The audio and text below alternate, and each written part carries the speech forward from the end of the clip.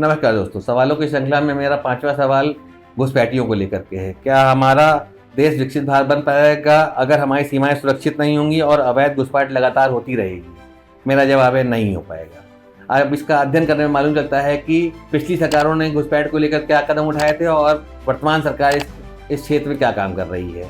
तो इसको तुलनात्मक अध्ययन करते हैं। पिछली सरकारों को अगर आप अध्ययन करेंगे तो मालूम चलेगा कि जो है पिछली सरकारों में घुसपैठ को रोकने के लिए लगातार जो है उस पर काम किया जा रहा था और लगभग पिछली सरकार ने 10 सालों में जो है 90,000 के करीब घुसपैठियों को देश के बाहर भेजा था।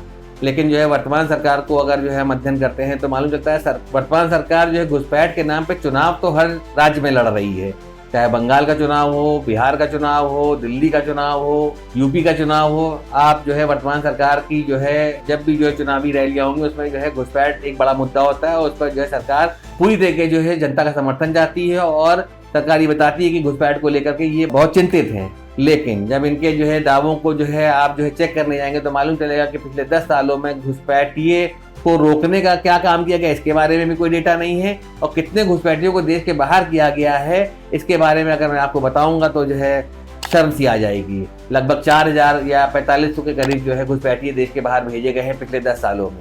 अब जो वर्तमान सरकार घुसपैठियों के नाम पे चुनाव लड़ रही है और हमारी बेचारी जनता जो उनको जिता भी रही है, ठीक ठाक तरीके से जिता रही है, क्या सरकार ने घुसपैठियों को लेकर के उचित कदम उठाए हैं? जबकि सरकार भी सीमाएं भी सरकार के हाथों में हैं। अध्ययन करने में मालूम चलेगा कि जो है वादे जो है और बातें सब खोखले हैं। पिछली सरकारों द्वारा किया गया काम बहुत सराहनीय था, लेकिन वर्तमान सरकार सिर्फ वोट की राजनीति के लिए वोट तो मांग रही है घुसपैठ के नाम पे, लेकिन घुसपैठियों को देश से बाहर करने के लिए कुछ भी नहीं कर रही है। धन्यवाद।